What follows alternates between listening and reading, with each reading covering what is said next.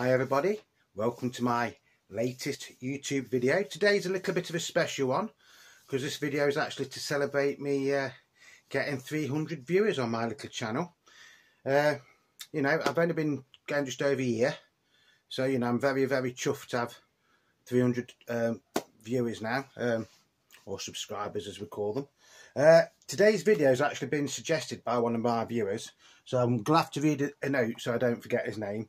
The video has actually been suggested by Neil Stedman. I hope I've got your name right, Neil.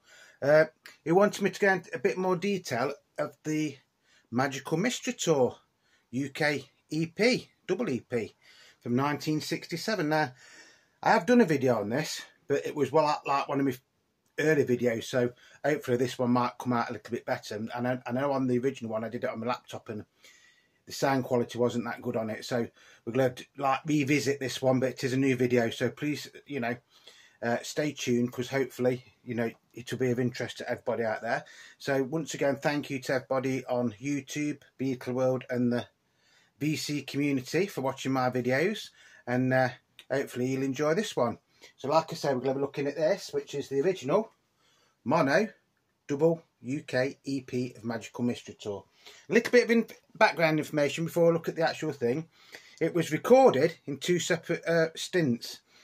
It started off being recorded on the 25th of April, and recording sessions even, I have to get my teeth done, sorry, went through to the 3rd of May 1967.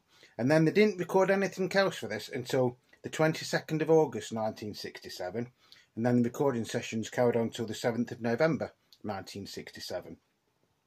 In the UK, it was released as a double EP on the 8th of December 1967. However, in America, you got it as an LP, and that was released on the 27th of November 1967. The LP, the American LP version, actually did chart in the UK. It reached number 31 in 1968 on import, and that is according to the record retailers charts. It also got to number 1 in the UK EP charts, and it got to number 2 in the UK singles charts. It was actually held off by Hello Goodbye. So like I say, we're going to look at the mono version. There was a mono version and a stereo version, and in the UK we didn't officially get it as an LP till 1976. So I think in some ways you guys out in America got the better deal, because I do think it does make a good LP, but I do think it makes a good double EP set as well. So this is the original. This is the one from 1967. The colours are quite dull on this. This is the issue from the EP box set. Still mono, but can you see the difference in the colours? That's a lot brighter, isn't it, than that one? So the catalogue number was MMT1, and then mono. Don't know if you can see it just there. So it folded out, so it was like a gatefold, a bit like the LP. In fact, the booklet is identical to the LP. You get the same sort of like photos as you do in the LP.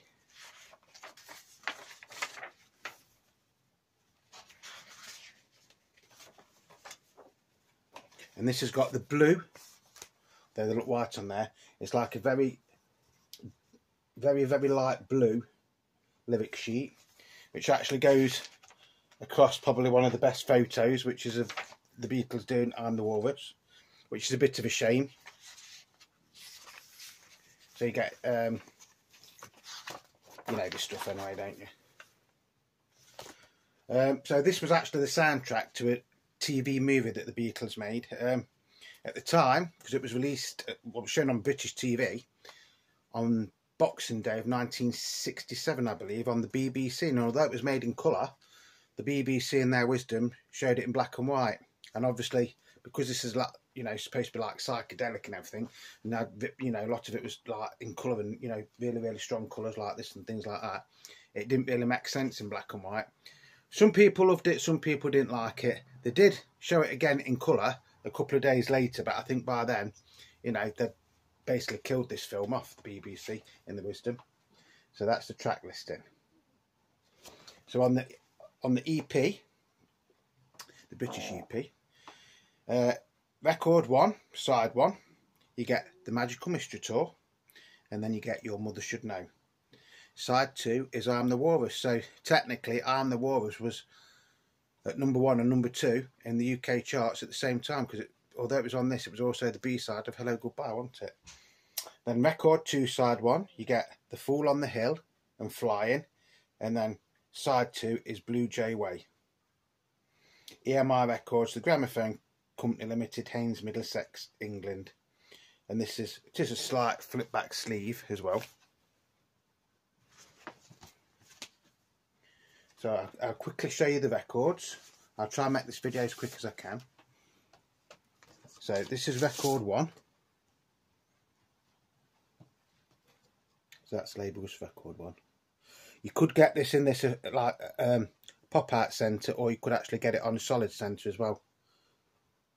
And you could get it in stereo as well. The only difference with the stereo is the catalogue number is SMMT1. That's side 1.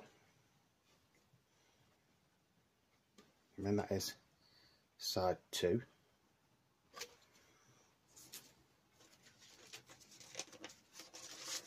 And it has got a wavy sleeve. These are the original sleeves. Some came in black sleeves, some came in white sleeves.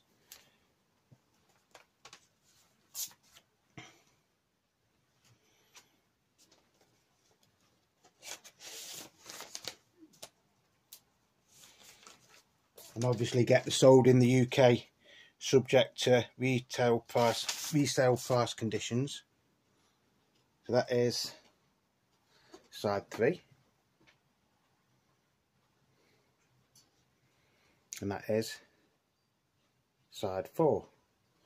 Now I've got mixed emotions with this, because it's like I've said before, I think it works as either double EP, sorry, or a single LP like you got in America and Canada and, you know, places like that. But in the UK, this is how we got it. Like I say, we didn't get it officially as an LP till 1976, although you could get it on import. So that's the original UK mono EP. And then we'll have a quick look at this one, because this is the reissue from the EP box set from the 1980s. So everything is a lot clearer on it. Again, you get the gatefold. I think the lyrics are in a different colour on this, if I remember rightly. See, the lyrics on this one is in yellow. So if you've got one on blue, it's basically guaranteed to be an original. If it's on yellow, it's a reissue.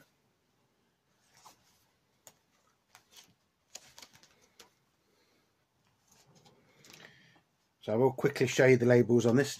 Basically the same as the other ones, but like I say, you don't get the sold in the UK text on this, and this is a solid centre, and this is stereo. Although it's from the EP box set, it's stereo, not mono, which makes you laugh, really, doesn't it? Sorry. So that's side 1. And that is side 2. In absolutely amazing condition, this is, by the way. But you don't get the wavy sleeve, you just get a standard black sleeve.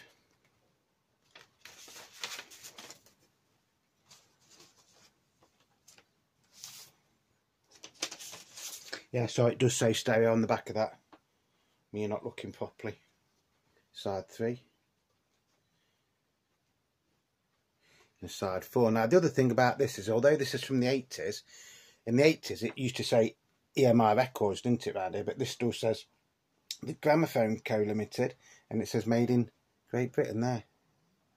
Which is a bit weird, isn't it? So this video is basically for Neil Steadman. So I hope you like the video. Seeing as this is also like a celebration of reaching 300 subscribers, like I've said before, thank you to everybody that takes the time out to watch my videos and leave comments and leave like buttons, and obviously for subscribing. If you're not subscribed, please, after this video, just hit the like button and hit the subscription button. It is free. I have just got to say one thing that although this is a celebration, yesterday I nearly came very, very close to actually finishing my channel. It's going to sound like a moan, but it's not a moan.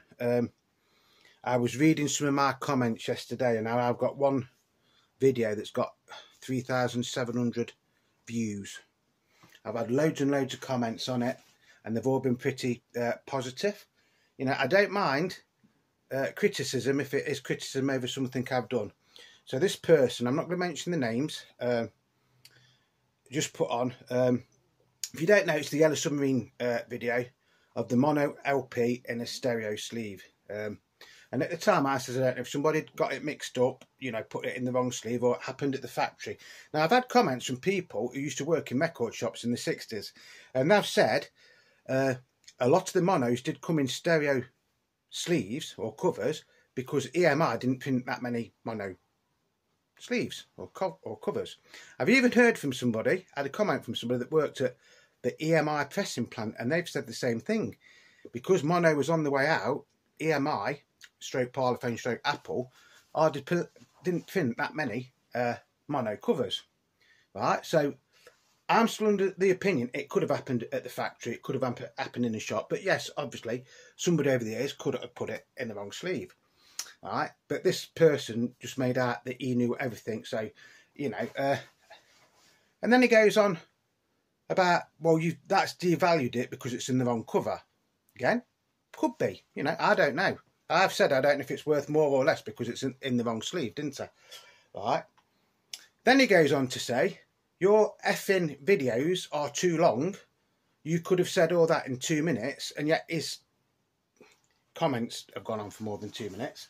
Right. Again, I know some of my videos go on long. I've said to people I'm trying to make my videos, you know, smaller now, but I still want to give it a lot of detail, right? Then he goes, you're going into too much detail. You shouldn't be saying the catalogue numbers, this, that, they've been showing the labels. A lot of people have had comments, Dave, thanks, we like the detail you go into in your videos. You know, some people will say, that's a Beatles record, that's a Beatles record, that's it. You know, I like to give you as much content and as much detail as I can. Then he says, you don't know fucking anything about the Beatles, right? I've never ever said I know everything about the Beatles, have I? I do know a lot about the Beatles, don't get me wrong, but I've never ever said I know everything about the Beatles. And then he started getting personal and having a go at me and about my family. And I'm thinking, whoa, whoa, whoa, now what do I do? Do I reply to this gentleman or do I ignore him? And I'm thinking, but if I reply to him, then I might be, you know, starting something. Because I think in America they call it a troll, don't they? Where they're trying to get a reaction off you. So all I did, I just deleted him. I just deleted him in the end. I did delete him. But I must admit, it did upset me. And I'm thinking, you know, I love doing this. I do it for the fun of it. I do it because I love doing it. You know, I like showing you my records. I like telling you little stories. I like reading all your comments, you know. So, you know, don't let this put you off leaving comments. Like I say, it's just something about one person. And I thought, that's it. I'll do a video tomorrow, and that probably will be the last one I'm ever going to do. And then I thought, but then if I do that, he's won, hasn't he? Like I say, he wasn't even a subscriber. He's probably one of these that thinks no matter what anybody does, he's got to be right and everybody else is wrong. Like I say, I don't, you know, everybody has got their opinion, but he's, you know, when he starts having a go at me and my family, that is not what I'm here for. I'm here to show you my records, talk about the Beatles and things like that. And, you know, everybody, apart from that person, usually leaves positive comments. Yes, you know, I do know sometimes I get things wrong, especially when I first started. I know I used to get things wrong, and you know, because I was doing it on my laptop and things like that. Sometimes I'd say the wrong things, or you know, sometimes if I turned my head, you couldn't hear what I was saying. So I do understand criticism. I'm not scared of criticism, but when you start having to go at me and my family, you know, that is a no-no. So that's that rant over. On the positive side, I love you guys. I love everybody out there. Like I say, I've been doing it a year, and apart from yesterday, I've always enjoyed it. I'm still going to enjoy it. I'm not going to let that idiot, I do want to say something strong, but I'm not going to. I don't want to, you know, let that idiot stop me doing something that I love doing. And hopefully what you lot out there like to watch. You know, the viewing figures are going up. You know, I've got, daft thing is, that one he commented on, there's 3,700 something views on that, and not one person has said anything anywhere near like as nasty as what he said. You know, so I've got to let that go over my head now. Like I say, I've blocked him, so, you know, if you know who you are, you know who you are, but, you know, I'm better than you. That's all I'm going to say on that one. So that's that rant over. Right, so back to this video. I hope you've enjoyed it. See, that's made me go a bit longer than I wanted to go now, but I just thought I got to say something. I did have a word with me missus earlier on, well, last night actually, and I says, I think I'm going to pack my YouTube channel. And she says, Dave, don't do it. You love it. You know, your figures and your subscriptions are going up. Don't do it. Don't let an idiot like that, although she said something a bit stronger than that, spoil it. You know, don't let somebody spoil something you love doing and what people like you doing. So I'm going to carry on. That's it. I'm going to carry on. I'm not going to let somebody like that spoil it for me and spoil it for people that like my videos. So once again, thank you to everybody that is subscribing, and everybody that's leaving like buttons, and everybody that's leaving nice comments. I don't mind criticism, but don't make it personal. That's all I want to say on that one. No, because at the end of the day, everybody on YouTube makes the videos for entertainment, don't they? To show people things. You know, I do know a few people in America have had similar sort of problems. I'm not going to mention any names of the people that, you know, that have made the videos, but I know that there was a couple there that, you know, it got to them that much that they was going to pack in as well. So, you know, whatever you do, I'm still going to be here. You know, this is not, you know, that's the person that left the horrible comments. Right, so as always,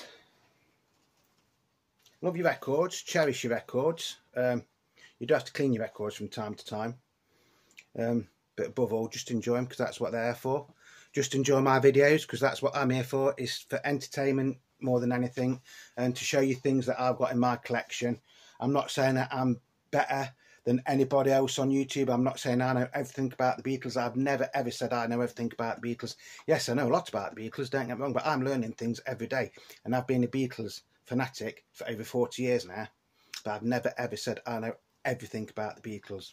So just hope that's cleared that up, and I'm very, very sorry that it's made the end of the video sound like I'm having a go. I'm not having a go at anybody out there. I'm just having a go at that person and trying to explain to you lot out there that I came that close to finishing, you know, this YouTube channel, and then I don't want to do it. I really do not want to do it. I want to carry on making videos, making people laugh, sharing some of my knowledge and showing you my records. That, you know, that's all I'm here for at the end of the day. So I'm going to love you and leave you now. So until the next time, thank you very much for watching this video. And once again, I'm sorry I've had to end it in a bit of a strange way. But my missus says, Dave, you've got to say something. You've got to say something in case other people, you know, are being treated like this. This person needs taken off YouTube. I mean, there is even standards, isn't there? And he went way beyond the standards. That's what I'm going to say. That's enough of that one. So, love your records. Remember, Beatle Dave loves you all anyway. So until the next time, it's Beatle Dave saying, ta-ra for now. See you all, and I love you.